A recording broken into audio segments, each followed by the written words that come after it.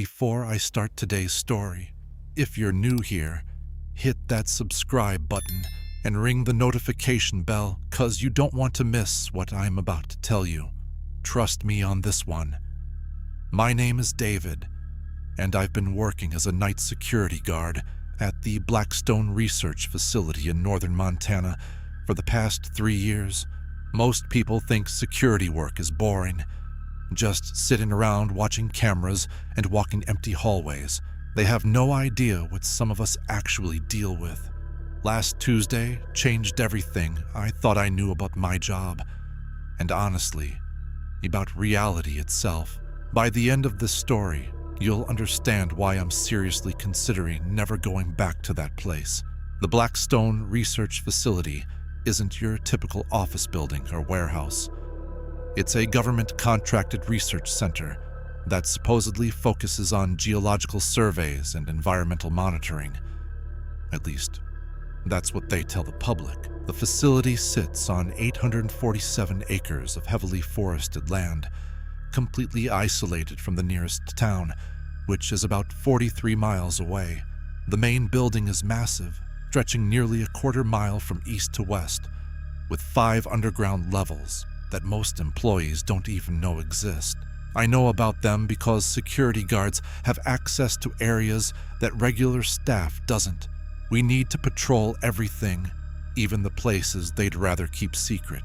When I first got hired, my supervisor, a stern woman named Margaret Chen, gave me a thick binder of rules and protocols. Most security jobs have maybe 10 or 15 basic guidelines. This place had over 200 specific rules, many of which seemed completely bizarre at first.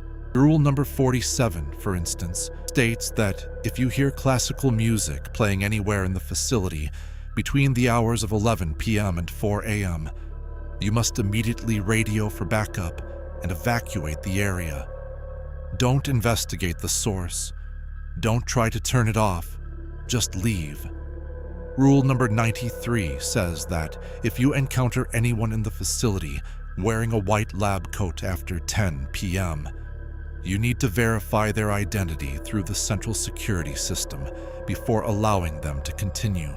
If the system shows no record of them being authorized for night access, you're supposed to escort them out immediately, no questions asked. Rule number 138 is probably the strangest one. It states that under no circumstances should you enter Laboratory 7 between midnight and 3 a.m. on any Tuesday. The door should be locked during those hours, but if you find it unlocked, do not go inside. Instead, immediately contact the facility director, regardless of the time. For my first 2.5 years working there, I followed these rules religiously, even though most of them seemed unnecessary. The classical music thing never happened. I'd encountered a few late working researchers, but they were all properly authorized. And Laboratory 7 was always locked tight on Tuesday nights whenever I checked. The facility operates with a skeleton crew during night shifts. Usually it's just me, one other security guard named Frank, who patrols the eastern wing while I handle the west and central areas, and occasionally a few researchers who have special authorization for overnight work. The underground levels are where things get really interesting. Level B1 is mostly storage and mechanical systems. Level B2 houses the main computer servers and data processing equipment. Level B3 is where they keep the geological samples and core drilling equipment. Most employees think the building only goes down to B3, but there are 2 more levels below that. B4 and B5 require special clearance even for security personnel. In 3 years, I'd only been down to B4 twice, both times to escort maintenance workers who needed to access some critical systems.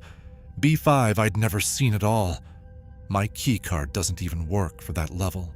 The elevator to the underground levels has buttons for B1 through B5, but the B5 button is covered by a metal plate that requires a special key to access. I'd always wondered what was down there, but honestly, the job paid well enough that I didn't ask too many questions. That changed last Tuesday night. I arrived for my shift at 10 p.m., same as always. Frank was already there, updating me on the day shift report. Nothing unusual had happened during the day. A few researchers were still working late in the mineralogy lab on the second floor, but they had proper authorization and were expected to leave by midnight. By 11:30, the building felt completely empty except for Frank and me. The researchers had left as scheduled, and all the regular systems were running normally. I was making my routine patrol of the central wing when I noticed something odd. The elevator indicator showed that someone had recently used it to go down to B4. The timestamp on the security panel showed 11:47 p.m., just a few minutes earlier. This was strange because no one was supposed to be working in the underground levels that night. The schedule I'd reviewed showed no authorized personnel for any of the basement areas. I radioed Frank to ask if he'd seen anyone go downstairs. He confirmed that no one had passed through his section, and he hadn't seen any unusual activity on his monitors. We have cameras covering most of the facility, including the elevator. But when I checked the camera feed, I couldn't see anything out of the ordinary. Here's where it gets weird. What do you think I should have done at this point? Let me know in the comments below. According to protocol, if there's unauthorized access to restricted areas, I'm supposed to investigate immediately, but I also remembered rule number 93 about verifying identities of anyone found in the facility after hours. The problem was, I hadn't actually seen anyone. I just had the elevator log showing recent activity. I decided to check it out. I took the elevator down to B4, which is primarily used for storing specialized equipment and archived research data. The level has a long central corridor with about 20 rooms branching off from either side. Most of these rooms are locked and require specific key cards for access. The moment the elevator doors opened, I knew something was wrong. There was a subtle humming sound that I'd never heard before in B4. It wasn't coming from the usual mechanical systems. This was different, almost musical, but not quite. It reminded me of the sound you hear when you're near high-voltage electrical equipment, but with an odd rhythm to it. I stepped out of the elevator and immediately checked my radio. The signal strength was weaker than usual, which sometimes happens in the underground levels, but I could still reach Frank if necessary. I started walking down the main corridor, checking each room as I went. Most of the rooms were dark and locked, exactly as they should be. But as I got about halfway down the corridor, I noticed light coming from under the door of room B417. This room is normally used for storing geological survey maps and related documentation. There's no reason for anyone to be in there at night, and definitely no reason for the lights to be on. I approached the door carefully and listened. I could hear what sounded like papers rustling, and occasionally a soft thud, like someone setting down heavy books or binders. Someone was definitely in there. I knocked on the door and called out, "Security, please identify yourself." The sounds inside stopped immediately. I waited about 30 seconds, then called out again. "This is facility security. I need you to open the door and show me your authorization." Still no response. I tried the door handle. It was unlocked, which was unusual because all the rooms in B4 are supposed to be locked when not in use. I opened the door slowly and stepped inside. The room was empty. But here's the thing that still gives me chills. The room looked like someone had been frantically searching through the filing cabinets and document storage boxes. Papers were scattered across several tables. File drawers were pulled open, and at least a dozen archive boxes had been moved from their usual positions against the walls. I'd been standing right outside that door for several minutes. There was only one way in or out of the room, and I would have seen anyone leave. The room has no windows, no vents large enough for a person to crawl through, and definitely no secret passages or anything like that. Someone had been in that room just moments before I entered, but they had somehow vanished without a trace. I radioed Frank and asked him to come down to B4 to back me up. While I waited for him, I examined the scattered papers to see if I could figure out what someone might have been looking for. Most of the documents were routine geological surveys from various sites around Montana and neighboring states, nothing that seemed particularly sensitive or valuable. But then I found something interesting. Mixed in with the regular survey documents were several files that didn't belong in that room at all. These were incident reports, dated over the past 2 years, describing various unusual occurrences at the facility. One report, dated about 8 months ago, described an incident where 3 researchers reported hearing voices coming from empty rooms in the B3 level. The voices were speaking in what sounded like foreign languages, but linguistic analysis couldn't identify the specific languages being spoken. Another report from last year described an incident where security cameras captured footage of someone walking through the main lobby at 3 a.m. But when security investigated, they found no one in the building. The person on the camera didn't match any employee records, and there was no record of anyone entering or leaving the building that night. A third report, dated just 2 months ago, described an incident in Laboratory 7 where researchers arrived in the morning to find all their equipment had been rearranged overnight. Nothing was damaged or missing, but everything had been moved to different positions. The laboratory had been locked, and the security system showed no unauthorized access. Frank arrived about 10 minutes later, and I showed him what I'd found. He was just as puzzled as I was about how someone could have been in the room, and then disappeared. We spent another 20 minutes searching B4 thoroughly, checking every room and storage area.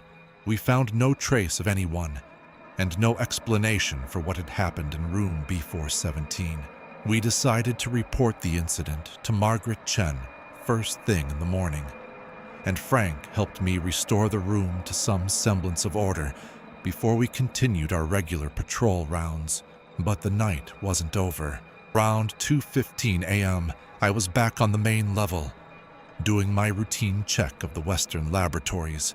As I was walking past Laboratory 7, I noticed something that made my blood run cold. The door was unlocked. Remember rule number 138? Under no circumstances enter Laboratory 7 between midnight and 3 a.m. on any Tuesday. It was currently Tuesday night, or rather early Wednesday morning, and it was definitely between midnight and 3 a.m. According to the rule, I was supposed to immediately contact the facility director if I found the door unlocked during those hours. But here's the problem. I had the facility director's emergency contact number, but calling someone at 2 in the morning to report an unlocked door seemed like it might be an overreaction. What if there was a simple explanation? What if a researcher had forgotten to lock it after working late? I decided to at least check if anyone was inside before making the call. I know this goes against the rules, but at the time, it seemed like the reasonable thing to do. I opened the door slowly and peered inside. Laboratory 7 is larger than most of the other labs, with several workstations, sophisticated analytical equipment, and what looks like a small clean room environment hanging in the back section. The lights were off, but there was enough ambient light from the hallway for me to see that the lab appeared to be empty. That's when I heard it. Classical music. Very faint, but definitely classic-y music coming from somewhere inside the lab. Now, I had 2 rules being violated simultaneously. Rule number 47 about classical music, and rule number 138 about Laboratory 7. Both rules said essentially the same thing. Get out immediately and call for backup.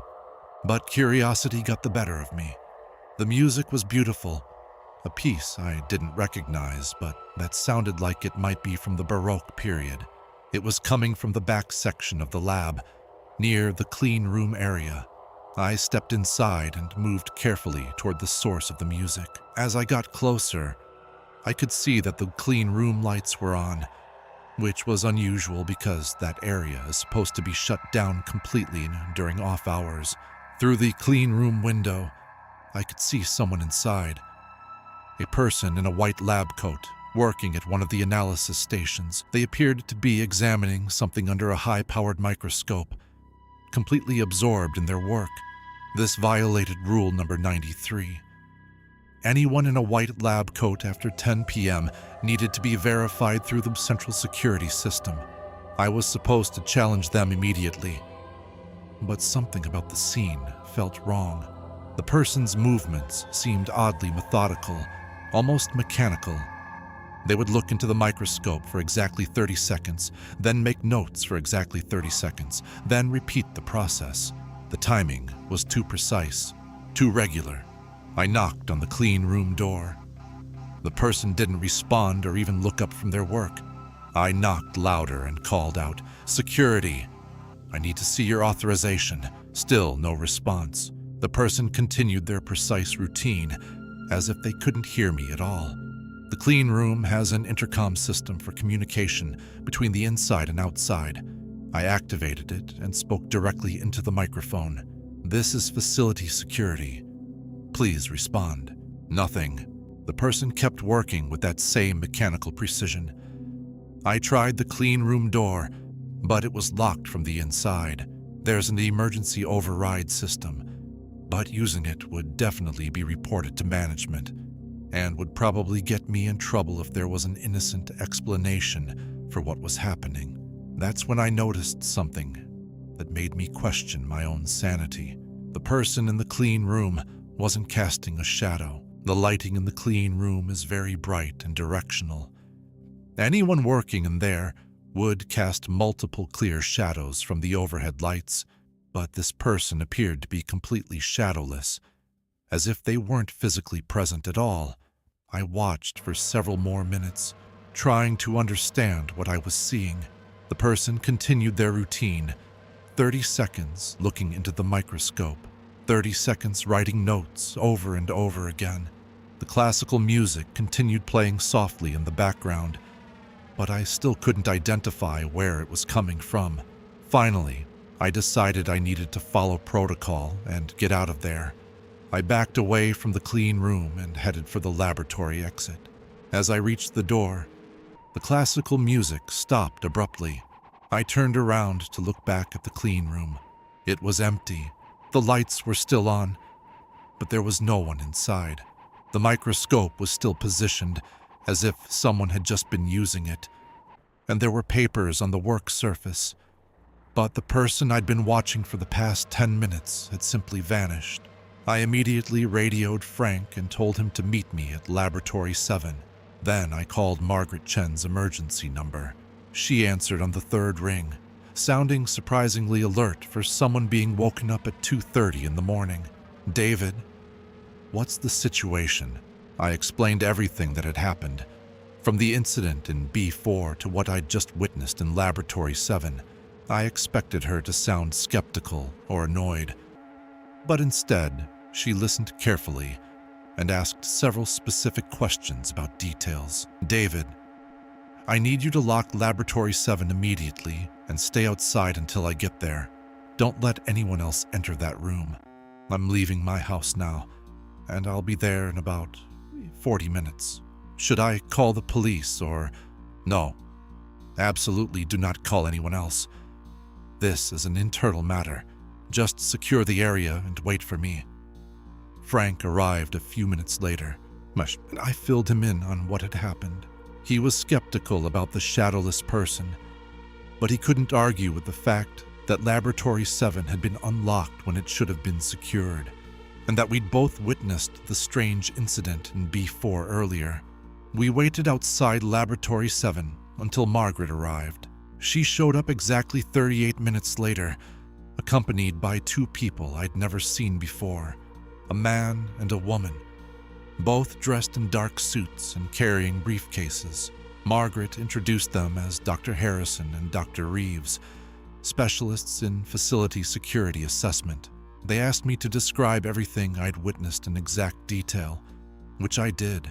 They took extensive notes and asked follow-up questions that seemed oddly specific. For example, Dr. Harrison asked, "When you observed the individual in the clean room, did they appear to be examining biological samples or mineral specimens?" I had no idea how he expected me to know that from my position outside the clean room. Dr. Reeves asked, "The classical music you heard, did it include string instruments, or was it purely instrumental?" Again, a strangely specific question that I couldn't really answer definitively. After about an hour of questions, Margaret told me that I was being temporarily reassigned to day shift security while they conducted their investigation. She said it was standard procedure when there were unusual incidents during night shifts, and that I shouldn't discuss what had happened with anyone, including Frank. The next day, I tried to find out more about what was going on.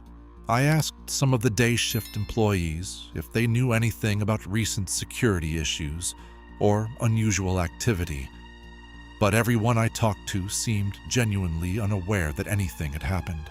I also tried to research the incident reports I'd found in room B417. When I asked Margaret about them, she said those files had been misfiled and were being returned to their proper location. But here's what really bothered me. I tried to access those reports through the facility's digital archive system using my security clearance.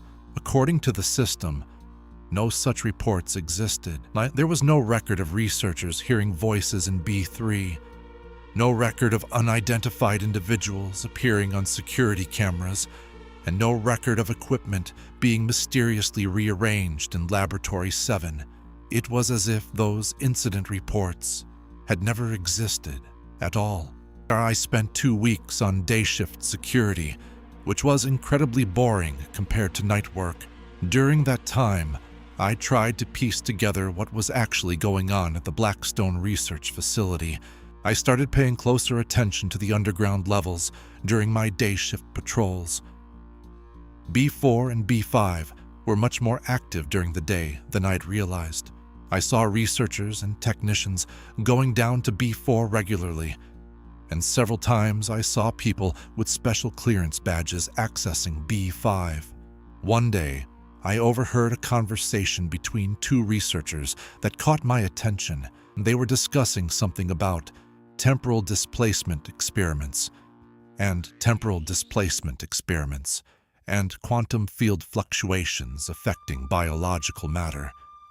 I didn't understand most of the technical terms, but the tone of their conversation suggested they were dealing with something far more complex than geological surveys. That conversation got me thinking about the shadowless person I'd seen in Laboratory 7. What if what I'd witnessed wasn't a person at all, but some kind of temporal echo or displacement?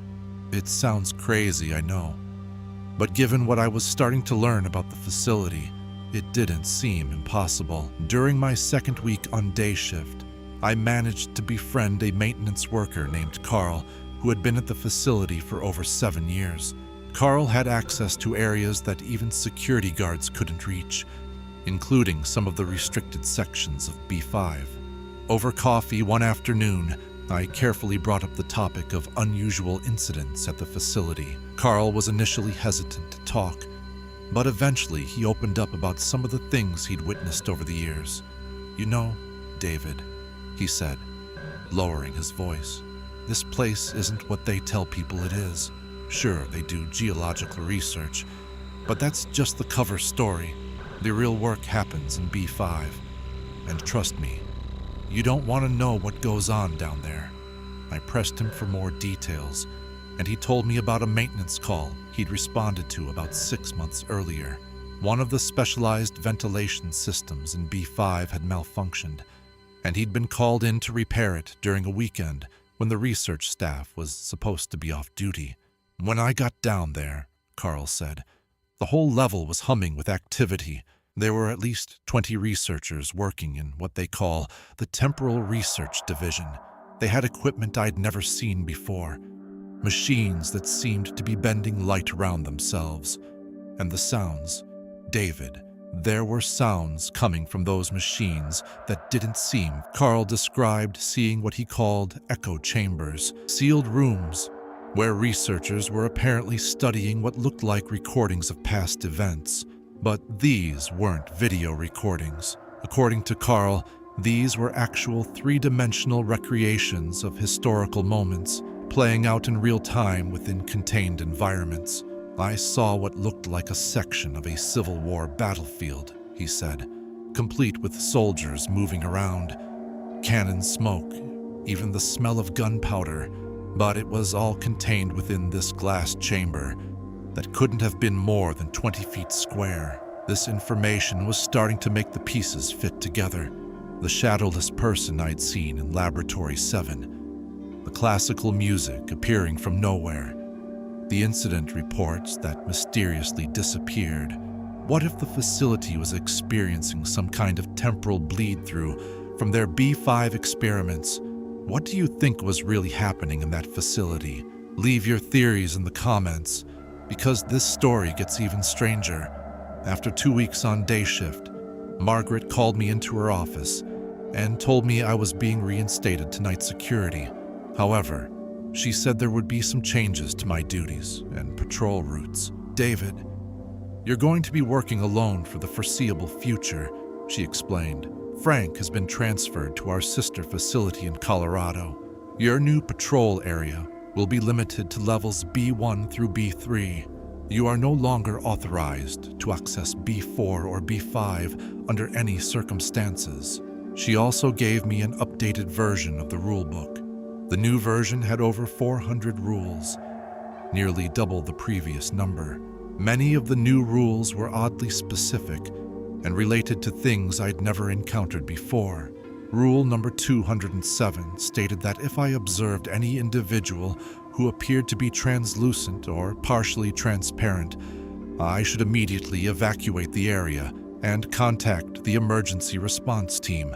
Do not attempt to communicate with or approach such individuals. Rule number 251 said that if I heard music, voices, or other sounds that seemed to be coming from empty rooms, I should note the time and location, but otherwise, ignore the phenomena. Under no circumstances should I investigate the source of these sounds. Rule number 318 was particularly unsettling. It stated that if I encountered any version of myself while on patrol, I should immediately leave the facility and not return until the next scheduled shift. This alternative version might attempt to communicate or give instructions, but I should not acknowledge its presence under any circumstances. That last rule really bothered me. What kind of place needs a rule about encountering alternate versions of yourself? My first night back on the night shift was relatively quiet.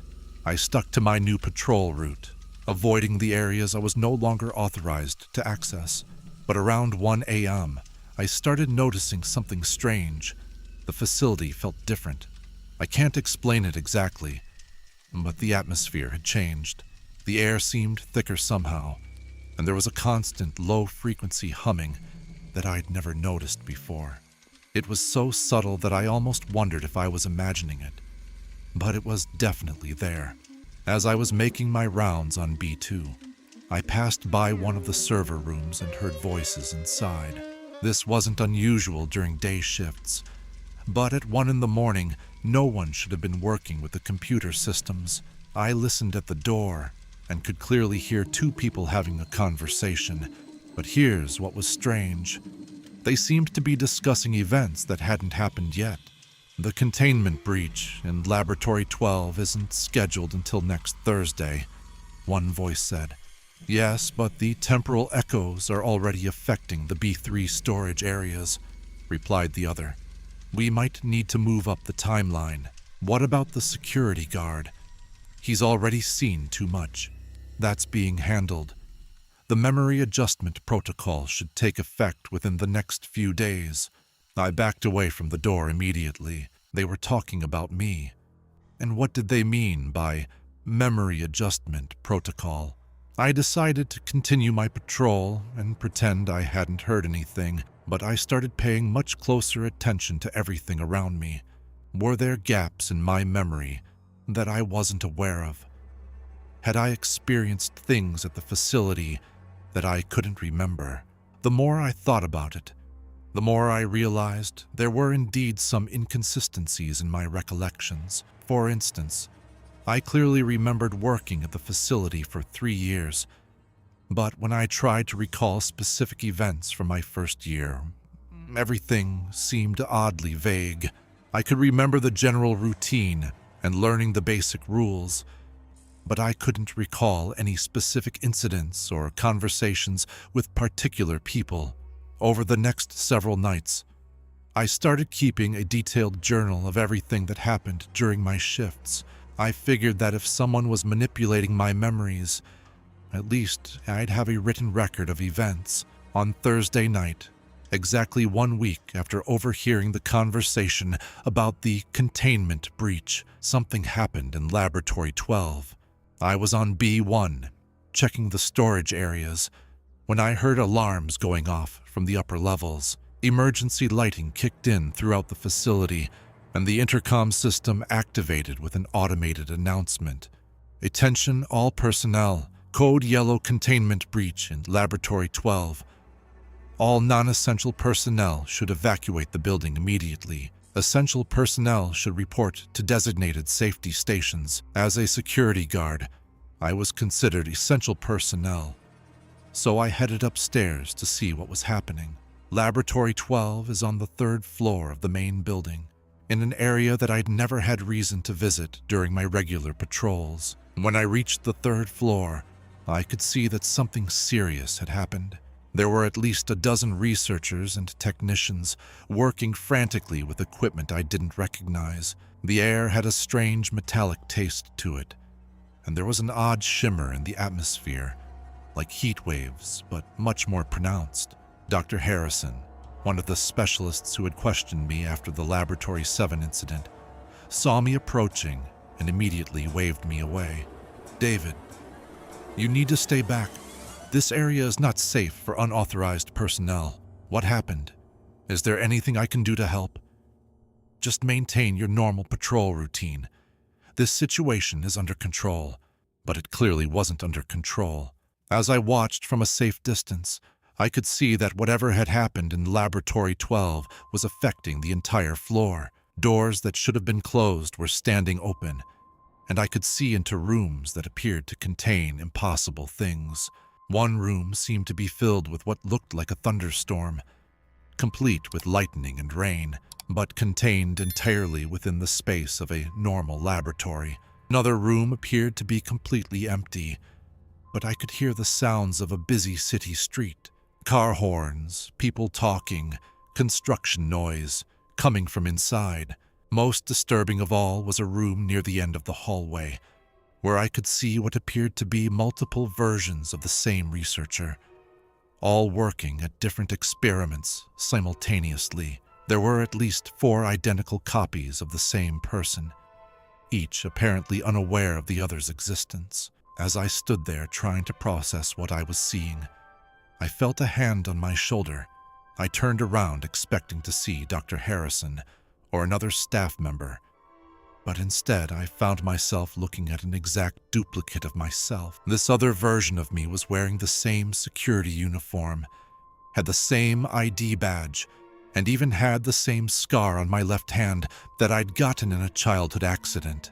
But his expression was different, more tired, more worried, like he'd been dealing with these situations much longer than I had. "You need to leave," he said quietly, "right now. Go home and don't come back until next week." I remembered rule number 318. If I encountered any version of myself, I should immediately leave the facility. But this was so surreal that I couldn't help asking, "Who are you? What's happening here? I'm you, 3 weeks from now. And if you don't leave immediately, you're going to experience things that will change you in ways you can't imagine." The other me looked exhausted and haunted in a way that terrified me. Whatever he had experienced in those 3 weeks, I didn't want any part of it. I left the facility immediately and didn't return for 5 days. During those 5 days, I did a lot of research into the Blackstone Research Facility. What I found was disturbing. The facility had been built in 1987 on the site of a former mining operation, but the mining company that had previously operated there, Blackstone Mining Corp., had abandoned the site in 1952 after what they described as irreconcilable geological anomalies. I found newspaper articles from 1952 describing strange incidents at the mine. Workers reported seeing people and equipment that didn't belong to their company operating in the tunnels. Some miners claimed to have encountered versions of themselves working different shifts. Several workers quit after experiencing what they described as time loops, where they would repeat the same few hours of work over and over again. The mining operation was shut down after a serious accident, where an entire shift of 12 workers disappeared. They were last seen entering the mine at 6 a.m. on a Tuesday morning. When the next shift arrived at 2 p.m., there was no trace of the missing workers. The mine tunnels were searched extensively, but the 12 men were never found. The really disturbing part was that according to the payroll records I found, those 12 workers continued to be paid for 3 more weeks after they disappeared. Someone was clocking in and out for them, but security at the mine never saw them enter or leave the premises. The Blackstone Research Facility was built directly over those old mine shafts. In fact, the lower levels B4 and B5 were constructed within the original mining tunnels. When I returned to work the following Tuesday, Margaret Chen was waiting for me in the security office. "David, we need to have a conversation about your employment here," she said. "There have been some concerns about your ability to handle the unique aspects of this position." "What kind of concerns?" "You've been asking questions about matters that are beyond your security clearance. You've been discussing facility operations with unauthorized personnel, and you've been observed in areas where you don't belong." I started to protest, but she held up her hand. "I'm not terminating your employment, but I am implementing some new conditions. You'll be working exclusively on the main level from now on. No underground access at all. You'll also be participating in our new employee wellness program, which includes regular counseling sessions to help deal with job-related stress." The counseling sessions turned out to be something much more sinister than stress management. Dr. Reeves, the same specialist who had questioned me after the Laboratory 7 incident, conducted the sessions. They took place in a small room on the 2nd floor that I'd never noticed before, despite having worked at the facility for 3 years. The room was equipped with some unusual apparatus. There was a chair that looked more like a medical examination table, with restraints and monitoring equipment attached. There were also several machines that Dr. Reeves referred to as memory enhancement devices. "David, what we're going to do is help you process some of the confusing experiences you've had here," Dr. Reeves explained during my first session. "Sometimes when people are exposed to phenomena beyond their normal frame of reference, their minds create false memories or distorted perceptions. These sessions will help correct those distortions." The process involved being connected to the monitoring equipment, while Dr. Reeves asked me to recall specific incidents from my time at the facility. As I described various events, the machines would make subtle adjustments to my brain activity. I don't remember the details of what happened during these sessions, but I do remember how I felt afterward. Each time I would leave feeling confused and disoriented, like I was trying to remember something important but couldn't quite grasp it. After the 3rd session, I realized that my memories of the facility were becoming increasingly vague. I could remember the basic routine of my job, but specific incidents were becoming harder and harder to recall. The shadowless person in Laboratory 7, the incident in room B417, the conversation I'd overheard about temporal displacement experiments. All of these memories were fading, But here's what Dr. Reeves didn't know. I had been keeping that written journal, hiding it in my car where they couldn't access it. Every night after my shift, I would read my own notes about what had happened, trying to maintain some connection to the memories that were being erased. That's how I know that what I'm telling you now actually happened. Without those notes, I probably wouldn't remember any of it. The journal also revealed something else troubling. According to my notes, I had been experiencing the same types of incidents over and over again, in cycles that lasted about 3 weeks. I would witness something impossible, get questioned by the specialists, be reassigned to different duties, and then undergo the memory adjustment sessions. Then, the cycle would start over again. I had apparently been through this process at least 6 times over the past year, maybe more. Each time, they would erase my memories of the previous cycle. But they couldn't erase the physical evidence I had been collecting. Reading through my journal, I found descriptions of incidents that were far more disturbing than what I've already told you. There were entries describing encounters with researchers who claimed to be from different time periods. I had apparently spoken with a scientist who insisted it was 1987 and that the facility was still under construction. There were notes about finding equipment in the laboratories that didn't seem to belong to our current technology level. Some of the machines I had observed were apparently decades ahead of anything that should have existed, while others seemed to be primitive versions of technologies that had been obsolete for years. Most disturbing of all were the entries describing the other security guards I had encountered. According to my notes, I had met several different versions of Frank, each from different time periods, and all working the same shift pattern. Some of them remembered events that I had no recollection of, while others seemed to be experiencing the facility for the first time, even though they claimed to have been working there for years. The journal also contained detailed maps I had drawn of the facility layout, and these maps showed rooms and areas that didn't match the official building plans. There were additional underground levels below B5, areas that extended far beyond the official boundaries of the facility, and tunnels that seemed to connect to locations that shouldn't have been accessible. After reading through several months' worth of these entries, I realized that the Blackstone Research Facility wasn't just studying temporal displacement. It was caught in some kind of temporal anomaly itself. Different time periods were overlapping and intersecting within the building, creating a maze of reality where past, present, and possibly future were all happening simultaneously. That's when I decided I had to get out. But leaving turned out to be more complicated than I expected. When I submitted my resignation to Margaret Chen, she informed me that my employment contract contained some unusual clauses that I didn't remember agreeing to.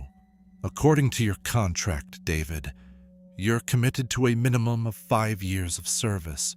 You've only completed 3 years, so you still have 2 years remaining on your obligation.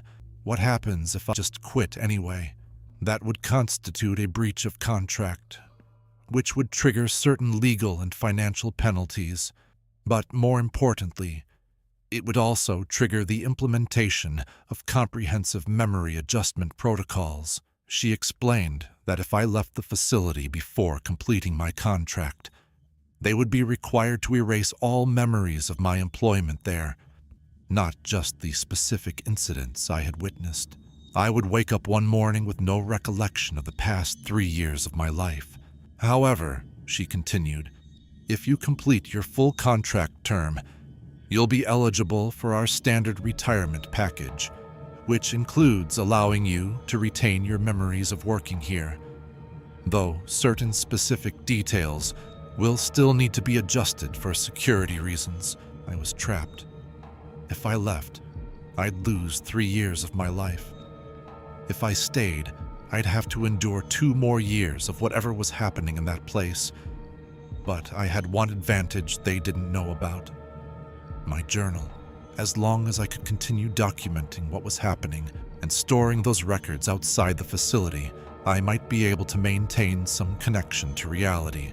I decided to stay, but with a new strategy. Instead of just passively observing the strange incidents, I would actively investigate what was really going on at the Blackstone Research Facility. Over the next several months, I used my security access to systematically explore every area of the facility that I could reach.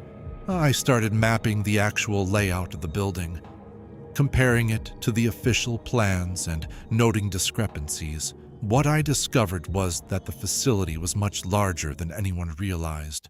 The official blueprints showed a building that was roughly 400,000 square feet, but my actual measurements indicated it was closer to 800,000 square feet. There were entire sections that simply didn't exist on any official documentation. I found corridors that led to areas that should have been outside the building's footprint. But when I checked from the outside, those areas appeared to be normal forest. It was as if the interior of the building existed in a space that was larger than its exterior dimensions should have allowed. The underground levels were even more extensive than I had imagined. Using maintenance tunnels and service corridors, I was able to access areas far beyond the official B1. Through B5 designation, I found evidence of at least 3 additional levels below B5, and possibly more that I couldn't safely reach. On what I designated as level B7, I discovered something that changed my understanding of everything. It was a massive chamber, easily the size of an airplane hangar, filled with what appeared to be historical artifacts and equipment from different time periods. In one section, there were items that looked like they belonged to the 1950s mining operation. Hard hats, tools, mining equipment, and personal belongings of the workers who had disappeared. But these weren't just stored artifacts. The equipment showed signs of recent use, as if someone had been operating it within the past few days. In another section, I found what appeared to be futuristic technology, devices that I couldn't begin to understand, made from materials that didn't look like anything I'd ever seen. Some of these machines were still running, displaying information in languages or symbols that weren't recognizable. But the most disturbing section contained personal items from people I recognized. There was Frank's security badge and radio, along with several other badges from security guards I'd never met, but whose names were listed in the facility's personnel records. There were also lab coats and ID badges from researchers I'd seen around the facility, including some who were supposedly still working there. It was like a museum of people who had been erased from time. As I explored this chamber, I began to understand what was really happening at the Blackstone Research Facility. The temporal experiments weren't just studying time displacement, they were causing it. The facility had become unstuck in time, with different periods overlapping and intersecting.